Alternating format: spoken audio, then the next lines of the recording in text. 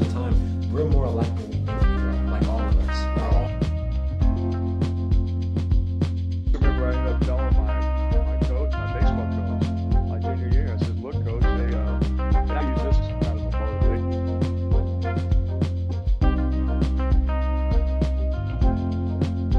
What's up, world? Y'all already know it's NeNe Gemini, the host with the most, and a smile you can't forget. And you already know what it is. Today is Wednesday. Welcome to NeNe's Damn Podcast, where we talk about everything.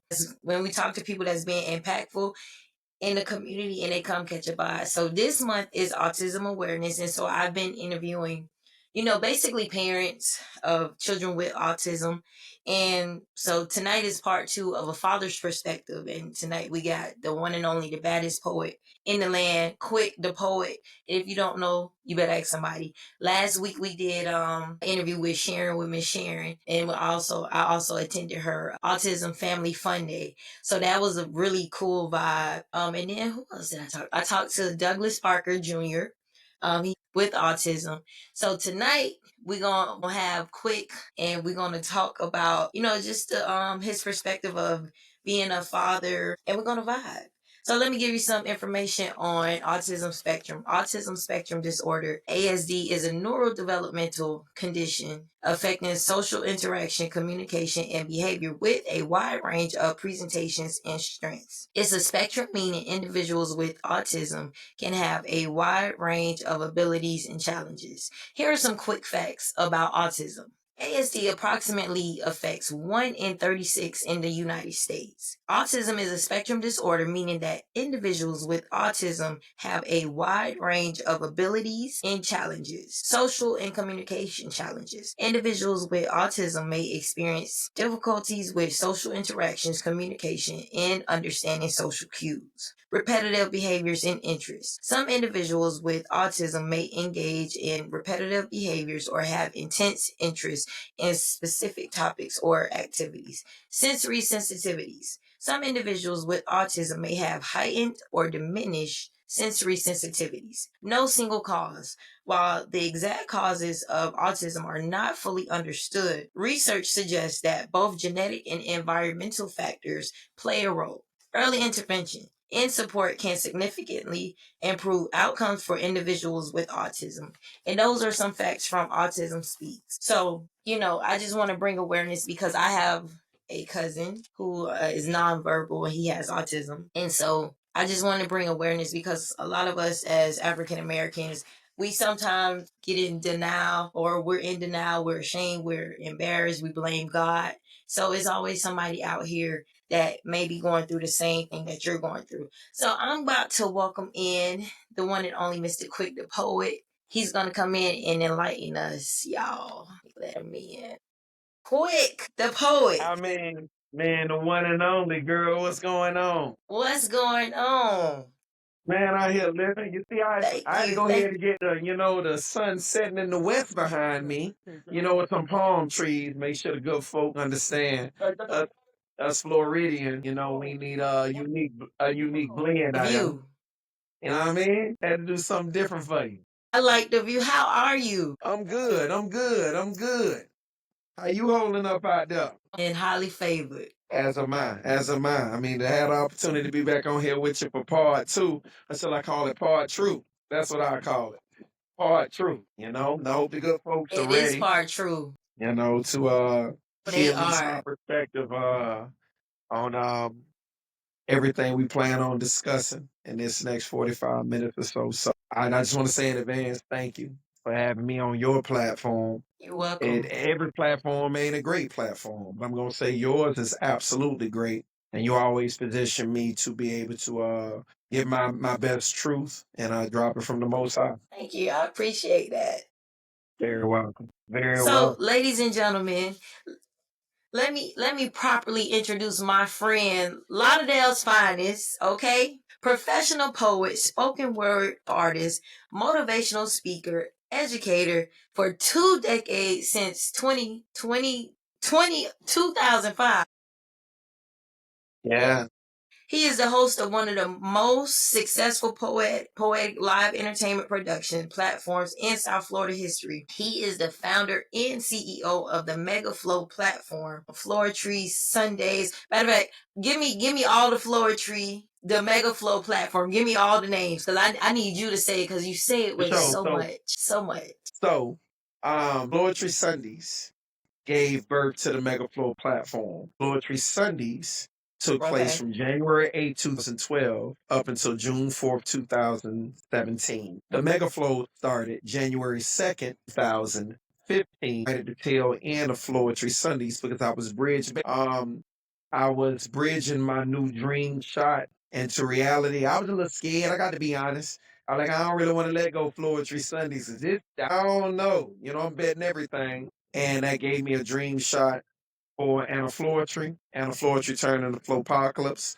Flowpocalypse turned into Flow the Love of Music. Flow the Love of Music turned into, Future Floristic. And literally, we are just continuously expanding. So I'm just thankful that we have a multi-show platform at the world famous. Like I make sure I say it right so the Broward Center don't go message the town Fort Lauderdale.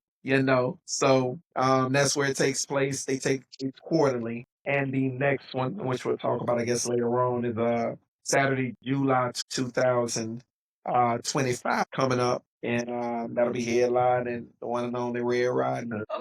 Okay, so yeah, we're gonna talk about that later. And also happy Poetry Month. Thank you. Thank you so much. A whole lot of hard work done been put out there. Whole lot of poems.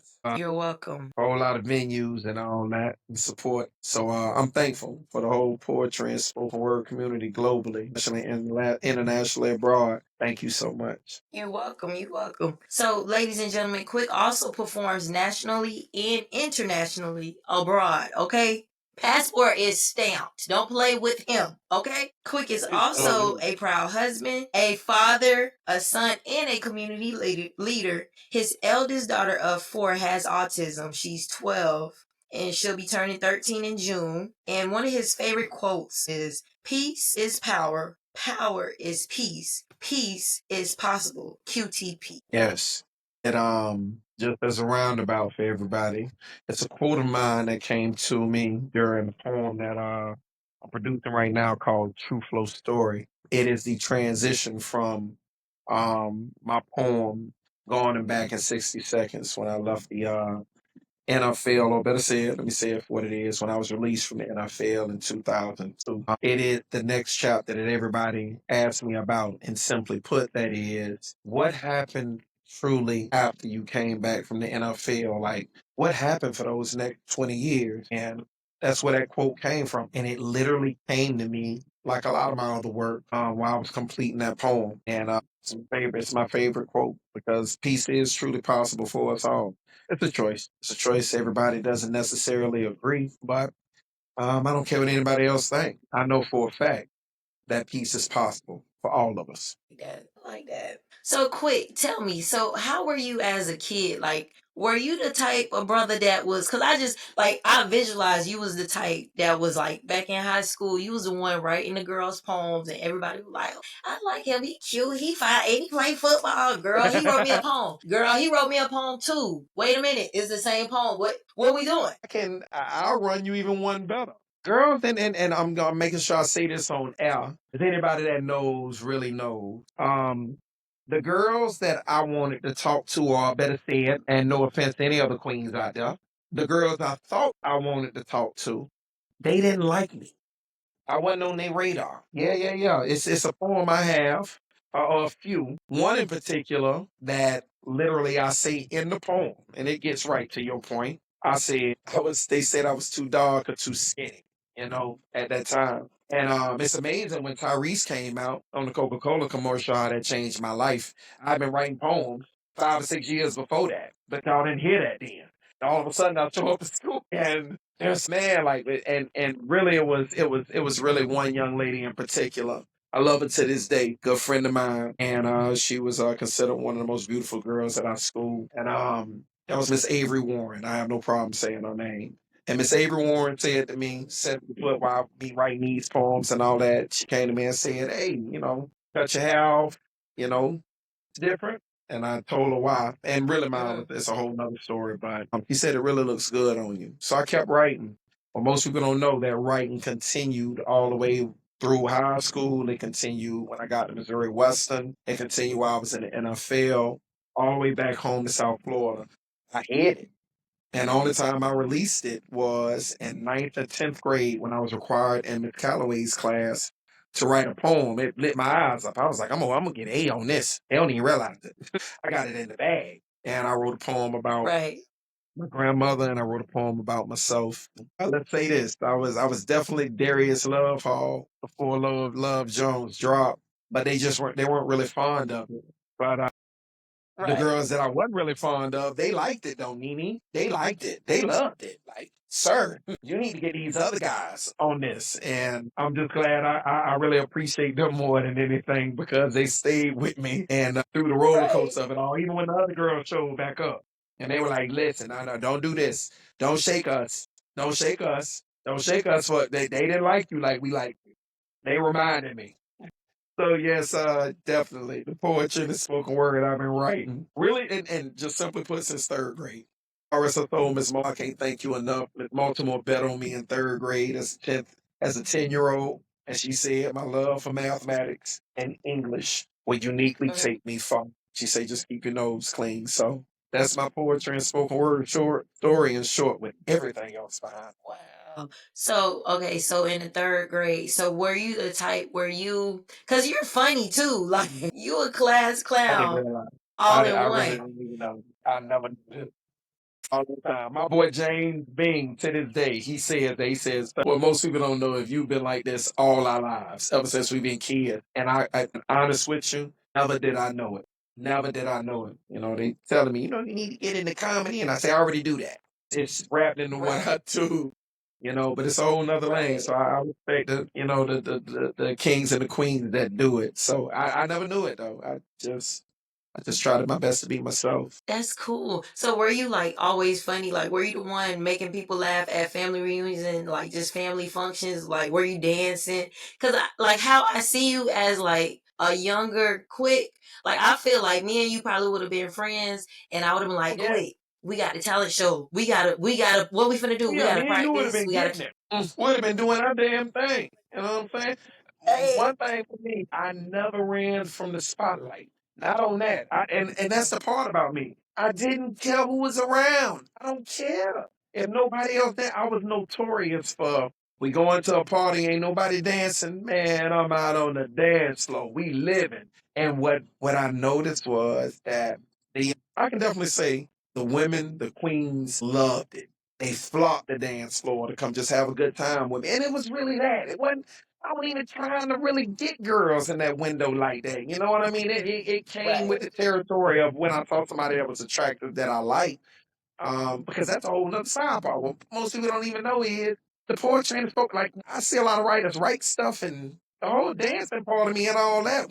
Listen, if I like you and we on the dance floor, I'm the type. Hey, listen, I'm gonna go grab me some. I like you. I really like you. Uh, my name's Jairus. What's your name? Like I'm old, I guess country and city raised. I'm a gentleman. And if she don't, if she can let me Yeah. know what, no, it ain't nothing. Oh, okay. I bow out. Okay. You don't want the good guy that's going somewhere that's gonna have all the shows and gonna make it to the NFL. Gonna have a nice family in the future. You know what? I can give you that life, but you don't want that. So let me just walk off into the sun. It's cool. We ain't got to be together no more. It's all right. You made your choice. Go be with the dope dealers and everybody else. No, it's okay. It's okay. You made the choice. So, but it really was. I run right to the dance floor. I can't front. I don't care. And it was because it was me. It was my freedom. I'm more nervous when it's not super duper active and I don't have a mic that I can get behind and just ultimately be myself without question. It's very weird. Most people, like they said, they're in fear of the spotlight and having to present and or speak to people. It's my most comfortable Mhm. space. It's strange.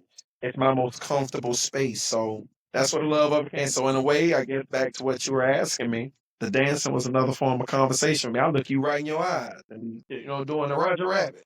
Hey, you want to get out here and do this? Come on, come on out here with me. So shout out. No sense, right? That's why I love you. That's why I love you. I love you right back. So okay, so tell me about your daughter. What's her name? My eldest daughter of four, her name is Aaliyah Evans. She is 12 years old. She turns 13 in June. She is one of the most Okay. sweet and most unique individuals on this planet. And I'm not saying it just because she's my child. I mean, she made me really mad the day before yesterday. So that comes with the territory. But Right. she is the most honest human being outside of, I'm gonna say, a select few other people, her mom, and it's not me just saying it. Like her mama be on her mama say some stuff to me, I'll be like, lady, you should have just lied. We about not to go together. No more saying stuff like that. But that's another subject. But she is very 100 about how she feels. If she want to do something, she gonna say she want to do it. If she don't want to do it, it's a very hard no or it's a hard yes. Period. Right. And that's what I love about her most. And I don't want to ruin that about her at all. Might get me killed one day. I ain't gonna lie. God willing. Or unalive. I should say that how they say. Unalive. You know, because she's so honest. Right. She'll be like, he right there. He right under the bush. He right. Daddy, I know you hiding, but you right there. He right there. He right there, everybody. So I hope that doesn't happen one day. But I'm ready for it. So when you find out she was diagnosed with autism, what was your first feeling? I denied it. Denied it immediately. I didn't accept it. I was raised a certain way in Fort Lauderdale to understand from my family that that was a phase. She needed to grow out of that. Whatever was going on, you will learn to talk. You will learn to speak accordingly. You will learn to comprehend. You will learn to read. You will have Right. patience. You won't have all this, you just don't you just gonna be absolutely truthful and not wanting to do certain things because you just don't understand. I don't really agree with that. You do understand. You're doing that on purpose. And the Mhm. first 2 years of her life, I denied it. And it took for her mother, after talking with her, and her mama knew it from day one. Her mom knew something was different. I used to say something was wrong. And for everybody out there, stop saying that. Stop saying that. And the Mhm. reason I say that is not just because she's my child. I run into hundreds, if not thousands, of some of the most smartest individuals who have autism, who have a special need within the spectrum world. So when I found out that she was different and really had to process it from my wife really sat me down after we left up out of the doctor and we were in the parking lot. And she cried Mhm. and she told me, you got to stop doing this. I get it. You were raised a certain way, but that has nothing to do with what's going on with our child. You weren't raised in a family with a child with special needs on the forefront that you all supported like that. And she was 100% right. Not a single child was in my family that was on the forefront that I knew everybody got behind and that they just really, really tried to understand. And the moment I accepted that from her at that period of time, because she said, you're going to tear this family apart. As strong as you are for us, you're strong enough to tear us apart because I'm going to be behind our child in this, but I can't deal with the fact that my husband, who's so educated, who's so smart, who's so artistic, so all of these things, you are intentionally ignoring the truth that's in your face about our child. So miss me with that. So we on this together or we not? We didn't leave that parking lot. And until I said I was. And I've been ever since. Thank you for that. Thank you for sharing that because I know a lot of black men, that's the first thing. Shame, denial, and that guilt. You feel like, damn, was it something I did?